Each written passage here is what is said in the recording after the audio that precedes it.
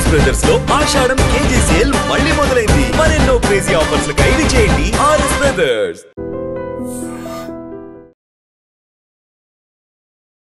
నమస్తే, welcome to I dream. నేను మీ లక్ష్మి. మనతో పాటు డాక్టర్ శ్రీనివాస్ కే సైలస్ గారు ఉన్నారు. ఈరోజు చాలా వ్యాలిడ్ ఇన్ఫర్మేషన్ ఇవ్వబోతున్నాం. నమస్తే డాక్టర్ గారు. నమస్తే సార్, చిన్న చిన్న విషయాలు కూడా భూతద్దంలో చూస్తున్నారు. పెద్దవాళ్ళు అనేవారు చిన్న దాన్ని వదిలేరా, తర్వాత దాన్ని ఆలోచించు అని. బట్ ఇప్పుడు అది ఎవరు చెప్పే అవకాశం లేదు. అందుకే క్షణికావేశం కావచ్చు, చిన్న మాటను కూడా తీసుకోవడానికి ఇష్టపడట్లేదు. మహారాష్ట్రలో ఒక క్లినిక్లో లైన్లో కాకుండా వాళ్ళు ఒక రాంగ్ వేలో లోపలికి వెళ్తున్నారని రిసెప్షనిస్ట్ వాళ్ళని మీరు ఎందుకు లైన్లో దూరిపోతున్నారు అన్నందుకు ఓ యువకుడు ఆమెని చిత్త కొట్టేశాడు. అంటే అక్కడ కారణం ఏమీ లేదు, పర్లేదండి ఎమర్జెన్సీ ఏదో ఒక మాట చెప్తే అక్కడితో సర్దుమణిగే అంశాలు కూడా క్షణికావేశం, కక్ష పెంచుకోవటం, ఇక్కడ ప్రియుడు కోసం భర్తల్ని సాంబార్లో విషం కలిపి ఇచ్చేయటం, సమాధి చేసేయడం, మాయం చేసేయడం, ఇవన్నీ రెగ్యులర్గా వింటున్నాం. సో ఎప్పటికప్పుడు వైద్యులు, మానసిక నిపుణులు హెచ్చరిస్తూనే ఉన్నారు. జనంలో చాలా మార్పులు వచ్చేసాయి. లైఫ్ స్టైల్ కావచ్చు, స్ట్రెస్ కావచ్చు, తీసుకుంటున్న ఆహారపు అలవాట్లు కావచ్చు అని. ఏం చెప్తారు సార్? ఇవన్నీ వింటుంటే ఒక వార్తలా కాదు, ఆవేదన వస్తుంది. ఎందుకు మనుషులు ఇంత అగ్రెసివ్గా వెళ్ళిపోతున్నారు అని ఏం చెప్తారు? నిజమే, కొద్ది రోజులుగా, కొద్ది నెలలుగా మనం ఈ యొక్క మాటలు వింటూ ఉన్నాం. పెద్ద కారణాలు లేకుండానే మనుషులు చంపేయడం, చిన్న చిన్న కారణాలతో క్షణికావేశంలో మర్డర్లు చేయడం, తలలు పగలగొట్టడం, ఒకానొక సందర్భాన పేక కోసి ఆ పేకను చేతితో పట్టుకొని కత్తిని తీసుకొని పోలీసులకు వెళ్ళి లొంగిపోవడం, ఇలాంటి విషయాలను ఈ మధ్యకాలంలో స్త్రీలు ఎక్కువగా తన భర్తలను చేసుకున్నటువంటి, పెళ్లి చేసుకున్నటువంటి కొత్తలోనూ లేకపోతే మరికొన్ని చిన్న కారణాల చేత చంపేయడం. చంపేది స్త్రీలా పురుషులా అనేది వేరే విషయం, కానీ ఒకప్పటికిప్పటికీ మానవుల యొక్క మానసిక స్థితి బాగా మారిపోయింది. దానికి కారణం వాతావరణ పరిస్థితులు కావచ్చు, మొబైల్ కావచ్చు, రెస్ట్లెస్నెస్ కావచ్చు, ఆరోగ్యం గురించి సరైనటువంటి సూత్రాలు పాటించకపోవడం కావచ్చు, తల్లిదండ్రులకు నియర్గా పిల్లలు లేకుండా చదువుల గురించి కానీ ఇతర కారణాల వల్ల కానీ ఆయా వ్యక్తులు, వారికి నేర్పించాల్సినటువంటి వ్యక్తులు దూరంగా ఉండడం వల్ల కానీ మానసిక పరిస్థితి చాలా అధ్వానంగా మారిపోయింది. నేటి రోజుల్లో ఒకప్పుడు మన పూర్వీకులు చూసినట్లయితే ఆ కాలంలో ఒక్క మర్డర్ చూస్తే ఆ మర్డర్ గురించి ఒక సంవత్సరాలు మాట్లాడుకునే పరిస్థితి, అదొక పెద్ద విడ్డూరంలాగా ఉండేది. ఇప్పుడు సోషల్ మీడియాలో ఒకరు పోస్ట్ పెట్టారు, సార్ కొంచెం గ్యాప్ ఇవ్వండి అమ్మా, వినలేకపోతున్నాం మీరు చేస్తున్న క్రైమ్లని. అది జోక్లా అనిపించవచ్చు కానీ సార్ చాలా భయంకరమైన పరిస్థితిలోకి వెళ్ళిపోతున్నాం అనిపిస్తుంది. అవునమ్మా, దీన్ని అగ్రెసివ్ సైకియాట్రిక్ డిజార్డర్ అంటారు. ఇదేంటంటమ్మా, ఈ క్షణికావేశం వచ్చేవాళ్ళు ఆలోచించే గుణం ఉండదు. ఉదాహరణకు, ఒక మనిషిని చంపిన తర్వాత మనం బయట ఎలా ఉంటాం, బయట స్వేచ్ఛగా ఎలా బ్రతుకుతాం? ఒకవేళ భర్తను చంపేస్తే ప్రియుడితో బ్రతకాలనుకున్నటువంటి ఆమె మానసికంగా సరిగ్గా ఆలోచించగలిగితే ఈయన చంపిన తర్వాత ఈమె బయట ఎక్కడ ఉంటుంది? ఈమె జైల్లో కదా ఉంటుంది. సో ఇవి ఆలోచన సరళి సరిగ్గా లేదు.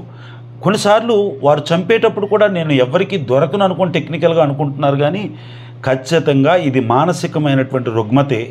దీనిని సరైనటువంటి స్థితిలో ఎదుర్కోకపోతే భారతదేశం ఇంకా ప్రమాదకరమైనటువంటి పరిస్థితుల్లోకి వెళ్ళే ఛాన్స్ ఉంది. ఆ మధ్యకాలంలో తల్లి మొబైల్ ఫోన్ వాడొద్దన్నారని ఆ పిల్లోడు తల్లి మీద కూర్చొని ఎన్నో పోట్లు పొడిచేటట్టు కత్తితో. ఎంత దౌర్భాగ్యమైనటువంటి పరిస్థితి. ఈ మధ్యకాలంలో మా ప్రాక్టీసెస్లో పిల్లల్లో అగ్రెసివ్ మెంటాలిటీ కానీ, తల్లిదండ్రుల మీద కొన్ని వస్తువులు ఇసిరే పద్ధతి కానీ, ఆ మొబైల్ వాడొద్దంటే చంటి పిల్లోడు 1.5 2 years పిల్లలు కూడా ఆ మొబైల్ పిల్లల దగ్గర నుంచి లాక్కుంటే పాలు తాగకుండా మారం చేసి పైన కింద కొట్టుకొని విపరీతంగా ఏడుస్తున్నటువంటి పరిస్థితి వస్తుంది. అందరికీ నమస్కరించి చెప్తున్నది ఏమిటంటే, అమ్మలారా, మీ పిల్లలను సరిగ్గా పెంచాల్సినటువంటి బాధ్యత మనదే. మనం పిల్లలకు అనుకున్నాం కాబట్టి సరిగ్గా పెంచండి. మొబైల్ ఫోను అవసరమా అంటే అవసరమే, కానీ అది వారి జీవితాలని పాడు చేసేటంత అవసరం లేదని మనం చేస్తూ ఉన్నాం. ఈ మధ్యకాలంలో సైకిక్ డిజార్డర్స్, న్యూరో సైకియాట్రిక్ డిజార్డర్స్తో పిల్లలే ఎక్కువ మంది బాధపడుతూ ఉన్నారు. దీనికి కారణం మనం మొబైల్ ఫోన్ వారి చేతికిచ్చి చేతులారా వారి జీవితాన్ని మనం నాశనం చేస్తున్నాం అనేది నా యొక్క ఆలోచన. మీరు తిట్టుకున్నా ఈ మాట నేను చెప్పకమానను. ఈరోజు మెంటల్ హాస్పిటల్లో ఎక్కువ మంది పిల్లలు ఉన్నటువంటి కారణం ఏంటో తెలుసా? మొబైల్ ఫోన్ వారి చేతి నుంచి లాక్కున్న తర్వాత వారు ఒక రకమైనటువంటి సైకిక్ డిజార్డర్కి బానిసైపోయి వారంతలో వారి దగ్గర ఏమి లేకపోయినా ఇలాగ అనుకోవడం, నిద్రలో ఇలా కొట్టుకుంటూ ఉండడం. ఇవన్నీ కారణాలు ఎవరు? మనం కాదా? మన పిల్లలు పాడైపోతే మనం మాత్రమే బాధపడతాం అనుకుంటున్నారా? సొసైటీకి కూడా దీనివల్ల ప్రమాదం. కాబట్టి ఈ మొబైల్ ఫోన్ అలవాటు నుంచి మనం తగ్గించగలిగితే ఎలాంటి సోషల్ మీడియా కూడా దీనికి కారణం కావచ్చు. యూట్యూబ్లో మర్డర్ చేయటం ఎట్లా అని కొడితే వస్తుంది. ఏమండి యూట్యూబ్ తల్లి, యూట్యూబ్ చెల్లి, ఏమండి గూగుల్ తల్లిలాగా ఈ మధ్యకాలంలో చాట్ జీపీటీ అని ఒకటి వచ్చిందన్నమాట. ఏఐ టెక్నాలజీ వచ్చింది. మీరేమడిగితే దానికి ఎంత క్షుణ్ణంగా సమాధానం చెప్తుందంటే ఈ సోషల్ మీడియా కూడా దీని అంతటికి కారణమవుతుంది. కాబట్టి ఈ సందర్భంగా తెలియజేస్తున్నది ఏమిటంటే ఎవరైతే ఇలాంటి ఆలోచన కలిగి ఉన్నారో ఈ భర్త నీకొద్దా, ఈ పిల్లోడు నీకొద్దా, ఈ ప్రియుడు నీకొద్దా, వద్దంటే నేరుగా దూరం అయిపో తప్ప చంపితే నువ్వు జైలుకి వెళ్తావని విచక్షణ జ్ఞానం లేకుండా నువ్వు ఎట్లాగా ఇవన్నీ చేస్తున్నావో అర్థం చేసుకోవాలని ఈ సందర్భంగా మనం చేస్తూ ఉన్నాం. సార్, ఇండియన్ ఉమెన్ అనేటప్పటికీ ఒకరు ఆదర్శంగా తీసుకునే వాళ్ళు ప్రతి కుటుంబం నుంచి మొట్టమొదటి గుర్తొచ్చేది అమ్మ. ఎందుకంటే అక్కడ ఒక మహిళ తన రెస్పాన్సిబిలిటీస్, తన డెడికేషన్, కుటుంబాన్ని తీర్చిదిద్దే అంత మేనేజ్మెంట్ సిస్టమ్. బట్ ఇప్పుడు వరుసగా సోషల్ మీడియాలో మహిళలపైనే ట్రోల్స్ జరుగుతున్నాయి. కారణం నేర ప్రవృత్తిలో వీళ్ళు భాగస్వామ్యం అవుతూ ఉండటం. ఏం చెప్తారు సార్? 100% సెంటిమెంట్కి, ప్రేమకు, ఆప్యాయతకు కనిపించని దేవుడు ఒకవేళ ఉంటే కనిపించే దేవుడు ఎవరు ఉన్నారంటే మొట్టమొదటిగా అమ్మే. అమ్మ మన కొరకు ఎన్నో శ్రమలు పడుతుంది, మనల్ని కంటుంది, పొట్టలో మోస్తుంది, పురుటి నొప్పులు పడుతుంది. ఇన్ని కష్టాలు పడి చివరికి తన శరీరం కరిగిపోతున్నప్పుడు కూడా తన శరీరంలో ఉన్నటువంటి రక్తాన్ని పాలుగా చేసి మనల్ని పెంచుతుంది. ఆమె మనకు మొదటి గురువు. నిజంగానే ఇండియాలో స్త్రీకి ఒక ప్రత్యేకమైనటువంటి స్థానం ఉంది. స్త్రీమూర్తులందరికీ నమస్కారం చేస్తూ ఉన్నాను. నేటి దినాల్లో దురదృష్టం ఏంటంటే స్త్రీలే చాలామంది పురుషులను చంపుతున్నారని, ప్రియులను చంపుతున్నారని, మగవాళ్ళను చంపుతున్నారని, కట్టుకున్న భర్తను చంపేస్తున్నారని, పైగా ఇంకా కాళ్ళకి పారాని ఆరకముందే భర్తని హనీమూన్కి తీసుకెళ్లి చంపడం ఏంటమ్మా? ఇది ఎక్కడ కదమ్మా? కడుపులో పెట్టుకొని పెంచినటువంటి 9 నెలలు కడుపులో రక్తం పంచుకొని పెట్టినటువంటి బిడ్డను ఏమండి ఒకవేళ బిడ్డ చనిపోయిందో చనిపోలేదో చూడకుండానే ఆ బిడ్డను సరైనటువంటి స్థితిలో మనం పెంచాల్సింది పోయి వారిని తీసుకెళ్ళి కుళ్ళు కాలువల్లోనూ ఏమండి గోతుల్లోనూ ముళ్ళ తొప్పల్లోనూ పడేస్తుంటే ఇది చాలా బాధ అనిపిస్తుంది. నా దేశం ఎటువైపు పోతుందని. ఇలాంటి పరిస్థితుల నుంచి నా దేశం మార్పు రావాలి. ప్రభుత్వాలు కూడా వీటి మీద సరైనటువంటి చర్యలను తీసుకోవాలి. అంతేకాకుండా కొన్ని కౌన్సిలింగ్ సెంటర్స్ పెట్టాలి. ఇలాంటి పేషెంట్స్ని గుర్తించి వైద్య శాస్త్రం కూడా సరైనటువంటి పరిస్థితిలో వీరికి కౌన్సిలింగ్ చేయగలిగితే మన దేశంలో ఈ ప్రమాద పరిస్థితుల నుంచి బయటకు రావచ్చు అనేది నాకు అభిప్రాయం. సార్, ఎన్నో రకాలుగా సైకో డిజార్డర్స్లో డిఫరెంట్ టైప్స్ ఉన్నాయి, మీరు ఎప్పటికప్పుడు చెప్తూ ఉంటారు. ఎగ్జాక్ట్లీ. ఇట్లాంటి క్రూరమైన ఆలోచన ఉన్నవాళ్ళు ఒక మనిషిని హత్య చేయడానికి యూట్యూబ్ నుంచి సెర్చ్ కొట్టడం ఎలా చేయాలి, లేకపోతే దానికి కావాల్సిన వెపన్స్ అమెజాన్లో ఆర్డర్ పెట్టుకోవడం, అంటే వీళ్ళల్లో మనం ముందస్తుగానే ఆ బిహేవియరల్ చేంజెస్ని గుర్తించగలుగుతామా సార్? ఎగ్జాక్ట్గా గుర్తించవచ్చమ్మా. కారణం ఏంటంటే మీ నియర్ బై ఉన్నటువంటి స్నేహితులు కానీ ఓ 10 మంది స్నేహితులు గుంపుగా ఉంటే ఒకటి బిహేవియర్ వేరేగా అనిపించింది అనుకోండి, ఒకవేళ ఒక 10 మంది స్నేహితులు ఒక దగ్గర కూర్చునేటప్పుడు ఒక గంజాయిని తీసుకొచ్చి 10 మందికి ఇవ్వాలనుకునే క్యారెక్టర్ ఉన్నవాడితో జాగ్రత్తగా ఉండాలి. ఎందుకంటే ఈయన డ్రగ్ అలవాటు పడ్డాడు, దీంట్లో కూరుకుపోయాడు. కాబట్టి ఈయన మనం కౌన్సిల్ చేసి వైద్యం చేసి సరైనటువంటి ట్రీట్మెంట్ ఇచ్చి ఈయన బయటికి తీసుకురావాలి. కాబట్టి ఆయన బిహేవియర్లో తేడా ఉంటుంది, ఆయన హెయిర్ స్టైల్లో తేడా ఉంటుంది, ఆయన కంటి చూపులో తేడా ఉంటుంది. బెదిరి చూపులు చూస్తూ ఉంటాడు, అగ్రెసివ్గా చూస్తూ ఉంటాడు, చిన్నదానికి పెద్దగా అరుపులు అరుస్తూ ఉంటాడు. కొన్నిసార్లు వారి హాని చేసుకునే స్వభావం.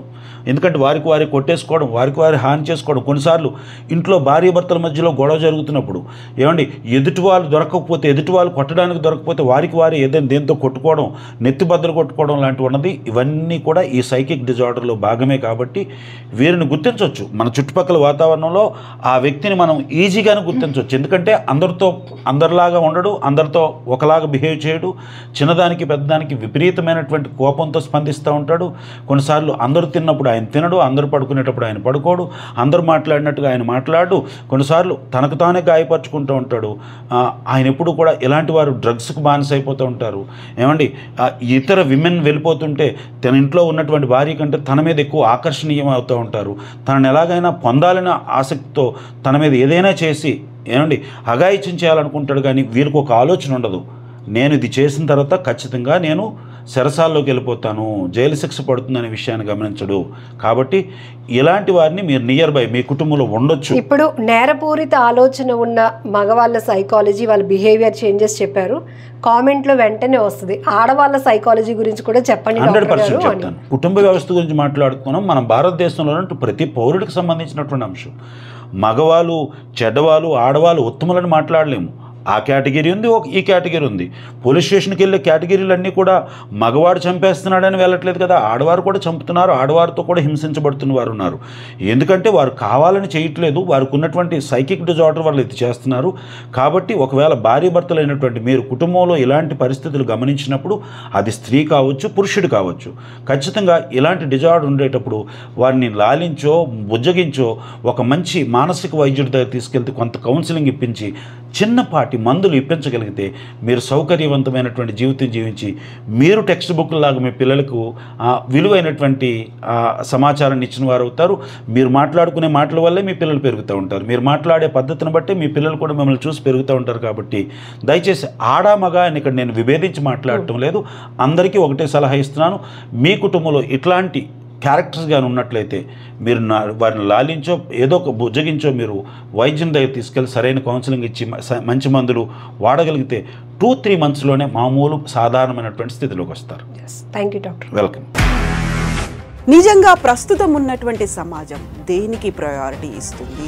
ఆర్థిక సంబంధాల చుట్టూ మాత్రమే తిరుగుతోంది. మళ్ళీ ఎన్నికలంగానే చాలా విరక్తి కలుగుతున్నాం. మంచి అనిపిస్తుంది కదా, లేడీస్ కూడా ఛాలెంజింగ్ జాబ్స్ చేసినప్పుడు చాలా బాగుంటది. ట్రాఫిక్ అసిస్టెంట్స్ గా నియమించిన ట్రాన్స్జెండర్స్ అందరితో సాల్యూట్ చేయించుకుంటున్నారు. ఫుడ్ డెలివరీ ఇవ్వటానికి వెళ్ళినటువంటి డెలివరీ బాయ్ అనిల్ పై కళ్ళ ముందు